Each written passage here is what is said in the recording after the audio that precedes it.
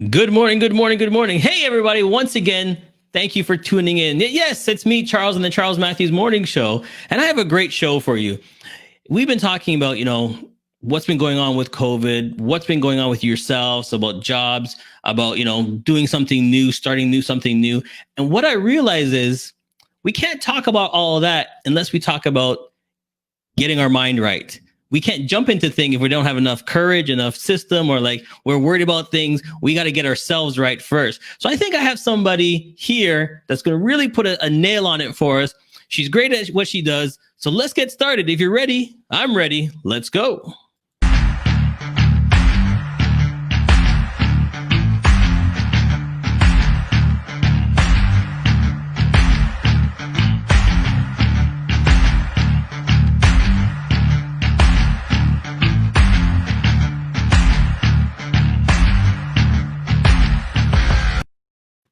Without further ado, all the way from the UK, so it's about 2 o'clock in the afternoon over there, 3. Let's welcome Sarah to the show. Hello. Hey, how you doing? I'm good, thanks. It's actually hot in the UK today, so doing well. It's hot. Yeah, it's actually 34 degrees. Wow, that's unbelievable. Yeah. Unbelievable. All right. So here's a question for you, right? Right off the bat. In the UK, do you always drink tea at 4 o'clock? No, I think that's kind of a Victorian notion of what actually happens. Although I have to say, when I did work in an office, people did used to take tea breaks, but they were at any time of day. Oh, okay. Because, I'm always thinking at 4 o'clock, the bell rings, everybody runs out, grabs their favorite tea, and it's just like a break for everybody. It's not like that. No, it's just like constant tea drinking. So what have you been doing during COVID? So actually, I'm in the UK now, but I was in Spain during lockdown. Okay. I've actually been working remotely for coming up to 5 years now. And I happened to be there when lockdown hit. And I came to London a few weeks ago now. What's the difference?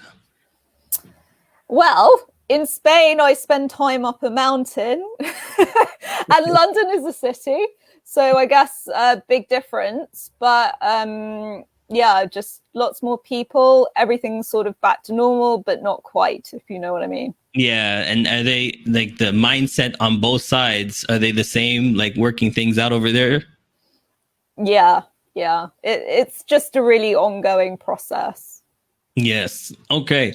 So I know you're in UK. Are you born and raised in the UK? I am, yes. I'm a London girl. Okay. So give us your background. When you were growing up, what did you want to be when you were a little girl? What did you see yourself? Were you the next queen, or how did it work? No, I probably wasn't the next queen. I think actually I wanted to be an actor. But then that idea was sort of beaten out of me because I thought, oh, don't be ridiculous. You should do something sensible. So I actually did law at university. Okay. And then how many years did you do that for? I did that for 4 years, 2 years in London and 2 years in Paris. And then you just transferred over to what you're doing now? No. My journey was not quite that simple, Charles. Okay. So how did it work? Because I always like to get to know you, because then we're like, okay, you went from there straight to here, or what was the journey like? Was it fun? Did you try 13 different jobs? Like, were you the president of something here? Were you, did you have a backpack and you crossed around the world? How did you get to the journey you are now? So when I was in law school, I realized I actually didn't want to be a solicitor working in a law firm. So when I left law school, what I actually did was kind of a bit of recruitment, but then I traveled around South America for 5 months. So I did that back in 2008. And that was just an amazing experience. And when I got back to the UK, that's when I thought, you know what, I like tax law. Bear with me here. It was my thing at the time. So I did a tax accountancy qualification within a top 10 accounting firm.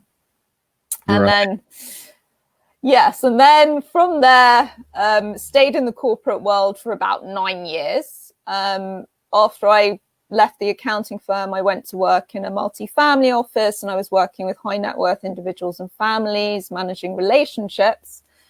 And then I had a sort of epiphany that I was done with the corporate world. Mm-hmm. And that's when I started my entrepreneurial journey, which has led to me founding 2 startups. One of them still going, still successful. And the other one shut down because it led me to the brink of burnout, because I realized that actually this was not my passion. This was not what I wanted to do. Right. And I discovered transformational coaching when I did it for myself, basically. So it was like a revelation for me. And I realized that was how I wanted to work with other people. Yeah. And that's what I love about it, because then your journey actually helps you to get onto the right path. You realize that, okay, no, my mind's not right on this because I'm not enjoying it anymore. This is not something I'm enjoying. So money is one thing, but if you're burning yourself out and not enjoying it, is it worth it? No, I mean, I think if I'm honest, I don't think I ever enjoyed it. I think it was an ego project. Okay. I'm quite open about that. Yeah.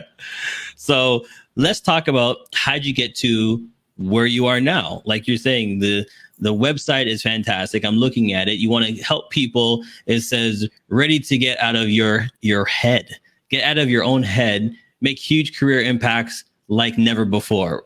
How do you mean?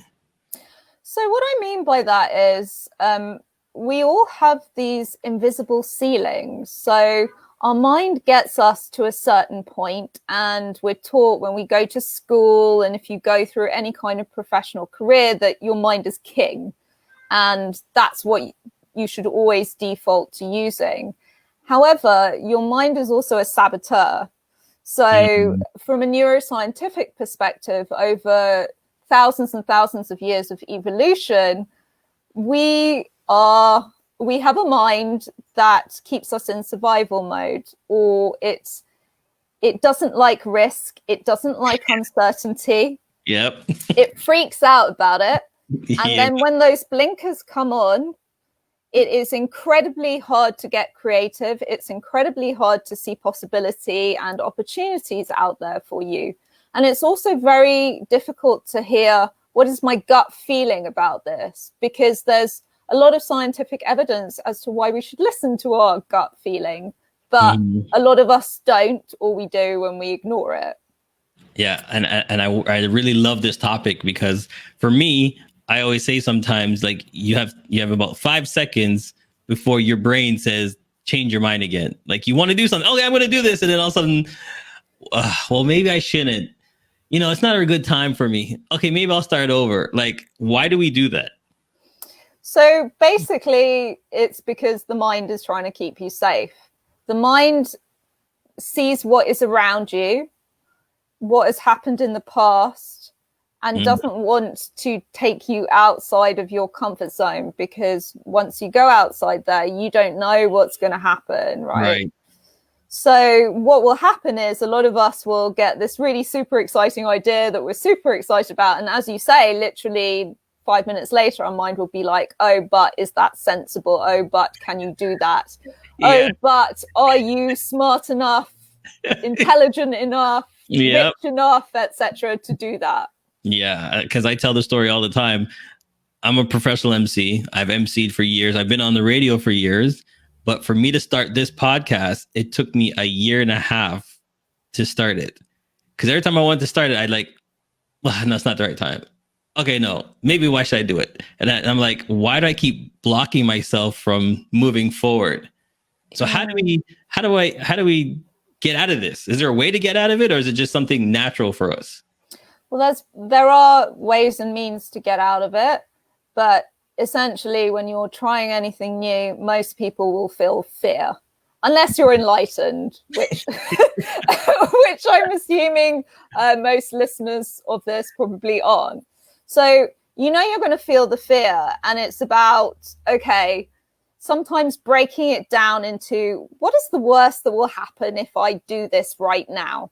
Oh, okay. So you map out the worst case scenario, and you do that because, you know, it's actually never as bad as you think it might be.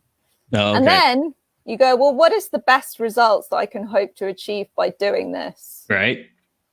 And then once you've identified all the best case possibilities, what you've done is you've flipped your mind into possibility and positive mode, and you're switching off and ignoring for the meantime that nagging voice that is saying, oh, but, oh, but, oh, but. The other very good way to do this is to basically be in alpha state as much as possible. So what I mean by that is that's the kind of relaxed brainwave state. So when you wake up in the morning and you're in that floaty state, or you're having a shower, or you're going for a run, or you're going for a long walk or whatever, that state is the optimal state to be creative, to be innovative, to come up with new ideas. And if you can be in that state more of the time, it will really help you with calming down that nagging voice. Oh, okay. So I should get rid. So I thought I should go buy a pendulum with a whole bunch of marbles and just drop it on either side. That doesn't work, eh? Well, you know what I always say, whatever works for you, because at the end of the day, a lot of people say to me, should I meditate? And I say, well, do you like meditating? Right. And if the answer is no, then, you know, you need to explore what works for you, what brings you joy. And the other very important way of getting over fear is to just do it, to just get into action. Because when you're in action, you're starting that movement, you're starting the momentum, and your mind has to catch up to that. It's like, okay, we're doing this now. Okay, so here's a question. I'm shooting right at you. You have an opportunity on this hand, and then you have an opportunity on this hand. How do you yourself make decisions? So I know that I have made most of the decisions for most of my life with my head. And I know that the decisions I make with my head do not bring me satisfaction. The mind is not there to keep you satisfied. So it comes down to, how do you get in touch with what does keep you satisfied? And this applies in a business context as well. When you're making business decisions, that gut feeling is good to pay attention to, because as we're seeing right now, you need to make decisions quickly. You need to pivot quickly. You need to be agile, and you just can't afford to sit down and analyze reams and reams and reams of data before doing anything at all. Right. So it's a question of getting into experimentation on it. I've actually lost my train of thought here. No, Sorry, this happened to me. No, we were asking, like, how do you make your decisions, right? So, yes, thank you. So I make my decisions, and actually quite a good tip to do that is literally just to try this with small things to warm up that gut muscle, so to speak. So you flip a coin and you ask it a simple question. Do I feel like going out for dinner tonight? And whatever side the coin comes down on, head says yes, tail says no, whatever it is. But you pay attention to how you feel about what the coin has said. So you want to feel comfortable about your decisions. You want to start feeling comfortable and say, well, I'm going to stick to my decision. I made a decision. I want to go for it and move forward. It's more than that, actually. It's more like, am I really a hell yes about this? Okay, I get you. You gotta really be confident about it. You can't just say, okay, I made a decision, I'm going to go. You have to feel like it is your decision. Yeah, and you have to feel excited about it. And unfortunately, excitement and fear go hand in hand as well. Yeah. So it's kind of that delicate balance. So here, let me ask you this then. What if you do make a decision one time and it doesn't go right? So next time you listen again, you always have that decision in the back of your head going, well, the last decision I made wasn't great. So do I make another decision again, or I might screw up again? How do you get that last decision out of your head? Well, you know what? A quote by Brené Brown comes to my head, and it was that there is no innovation without trial and error and without failure. Okay. So the point is, you might make a decision, you might try something out, and it might not go to plan. And I'm actually going to put this into an analogy.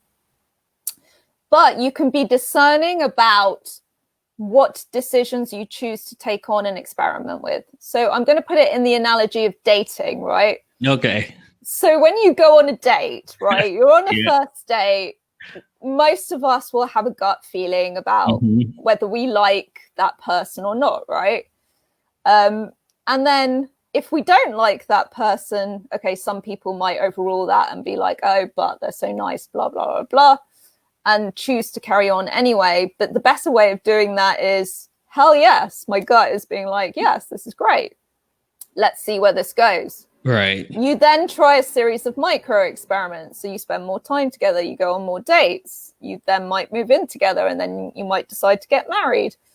But you wouldn't jump straight to the finish line straight away. You put yourself out there little by little and you take little steps. But the starting point is, yes, I am excited about taking these little micro experiments and micro steps. So you, after the first meeting, like you're saying, if you want to do that second date, you know things are going great. If your gut's saying, then why are you gonna keep moving forward? If you know in your heart of hearts you're not really feeling it, then why pursue it if you're not really excited to feel it? Exactly that. And you know, that applies to business as well. We've all probably worked with people or had opportunities of business partners or whatever, that where our gut was like, for some reason I'm just not 100% sure, but they chose to overrule it and go forward anyway. Exactly. And your gut is sometimes your best friend. If your gut's warning you, don't do it, there's a reason your gut's telling you. Yes.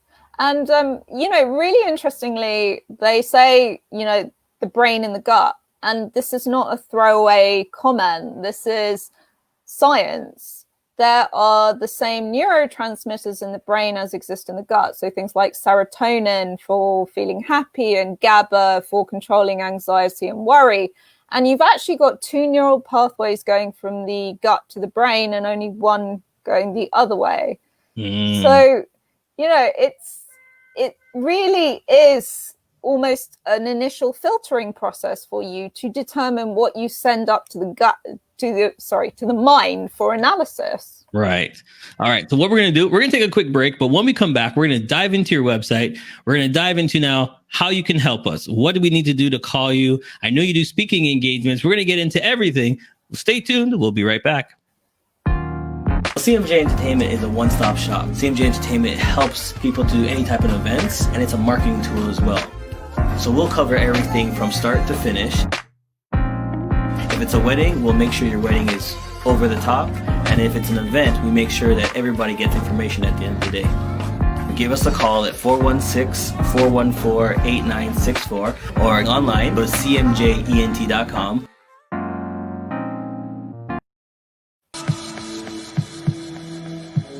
This is our home, Jamaica, and tourism is the lifeblood of our country. Let's all feel good again. Whether with family or friends, we want you to enjoy your staycation. We have to ensure that they are comfortable, they feel well protected. New standards are in place to ensure your safety. We are here to serve you better, so you can have the best experience. Come out and rediscover Jamaica. We are ready. We are ready. We are ready. Rediscover Jamaica. Heartbeat of the world. Yes, and when you're ready and you get your mind right, you need to go take a travel. Why not go to Jamaica? All right, so we're back and we're getting our mind right. We're talking about, your gut feeling and everything. But I wanted to pull up your site and then talk about, how do you help us? What do you do best? What is your mainstay to help people in corporate and people get onto the next level? What do you do? So I'm actually on a mission, and that mission is to spread a new, more evolved type of leadership and business. So one that is more purpose-driven, one that is more impact-driven. And my business argument for that is actually there is a lot of evidence to support that leads to profit, and it also makes everyone involved more satisfied because there's more meaning behind it. So what I do with leaders, businesses, entrepreneurs is work with them either on a one-to-one or a group basis to basically get them to the stage where from the inside out, they are starting to create change. So all change starts on the inside. And then that involves having a strong sense of purpose, a strong vision, a strong sense of how you want to impact people and what your life purpose is, why you're here at all. And then only from that level does it make sense to start building a strategy. But as part of what I do, and as you may have gathered from me talking a lot about the mindset is so key to that. Mindset is so key to smashing those barriers in our way. So without doing that first or in tandem with a strategy, it's never going to be as effective. So you need both. It's two hands together, helps you make that next level, makes that next jump. Yes, exactly. Okay. So here's the one thing that I found very interesting when I'm going through your site. You want to help, so you're giving away, right here on the first page. Let me scroll down to it. Information to help you out, right? You can just click on all the information. There's updates, there's contacts, little information that you can, find through right here. There's a little help package that you're ready to give. Download your free guide now. What's the guide all about? The guide is actually pretty much what we discussed and a little bit more. So getting out of your head and accessing that more innovation, more creativity, and therefore creating a bigger impact on the people around you and internally as well. Okay. And then we talked about who you are. So like you said, getting out of your mind and to find out which part are you in the life? You know what I mean? Which part are you the go-getter? Are you the decision maker? Where you are, you help us to make that decision and get focused. So what I do is bring out of you new insights and learnings and potential that you didn't see before. And very importantly as well, there's no point in having insights if we then sit around and do nothing at all, obviously. Right. So we then work through steps that you take to start embedding those insights so that you can move forward, basically. Okay. Now here, what I notice is that you do speaking engagements. Yes. So I also I do two types really. So as you can see there, I'm on a stage doing a talk for about 100 people for the Chartered Institute of Public Finance Accountants. So that was last year, in the days when people could do things in person. And what I've been doing since COVID is online masterclasses. So one around the new paradigm of leadership and what that looks like, and one around finding your power of purpose. Okay, so you're doing things online. Is there a section where we can go and sign up? Where do we sign up? Right here on your website? Yes, so you can go to the contact form, or you can just drop me an email directly, or if you're really excitable, you can actually just phone me. Okay, so then we're going to pop that up. There's her email address right there. You can bypass, or you can go straight to the website where I'm on right now, put in your full name, email, and a quick message, and then she'll get back to you. I'm very, very prompt at responding to emails, mostly because I hate it when people don't respond promptly to emails. There you go. So send her an email. We'll give her a call. And then, so what is the next topic and the message you're talking about coming up soon? So I'm just basically continuing to talk around business in general. So I'm doing a webinar, I think it's on August the 12th, on how to motivate and engage employees in this remote working world. So I'll be moderating a panel of startup CEOs. But this is another topic that I'd like to do further workshops on, because it feeds into leadership and business. And to be a new type of leader, it's also about how do we actually motivate and engage people rather than push and pull them along and force them to do things. All right. So let me ask you this question. If you can go back in time, back to that little girl we talked about, and you know what you know now, what would you tell that little girl? I would actually probably just say, experiment as much as you can, because the biggest regret, or the biggest regret I would have had in life is not trying things out, not changing because I was scared of it. And the biggest risk in life is never taking any risks at all. Right. So I also probably would have said, yes, there will be painful times that you'll have to go through. So just buck up and become resilient. I'd have liked to see that, you talking to yourself. That'd be cool. Listen, you, buck up. Okay, I got it. I do it frequently still. Yeah. So do you just look yourself in the mirror and say, hey, okay, enough's enough. Got to move forward. What do?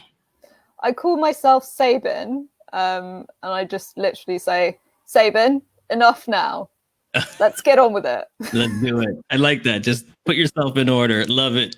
All right. So one more time, make sure, give her an email.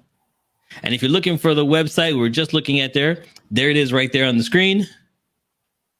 And why not? Is the get out of your own head. That's the thing for me. Sometimes I need to just get out of my way and do my thing. So I'm going to take these notes that you're saying when I'm in the shower, when I'm taking a walk, taking a relax. That's where I'm going to make my big decisions. Help me out and go forward. I like it. That's going to be my motto for the next week, and see what happens. I'm going to call you up and say, listen, this is what I did. This is what I did. Yeah, I'd actually love to hear. Yeah, do that.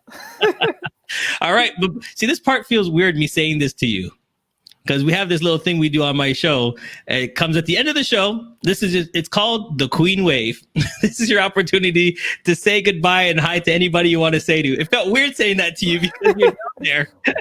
No, I mean, it's not weird at all. I can't say I've ever been asked to do it before, but I'll do it. Thank you. Thank you very much for having me, Charles. I've really enjoyed talking to you. Not a problem. Is anybody you want to shout out to? Any family and friends you want to say hi to? I don't know, actually. Is that a bit weird? I should probably say hi to my partner. Hi, Richard. There you go. There you go. Thank you so much for coming on the show. You've been great. Thank you for having me. All right. We'll talk soon. All right. Take care. Bye.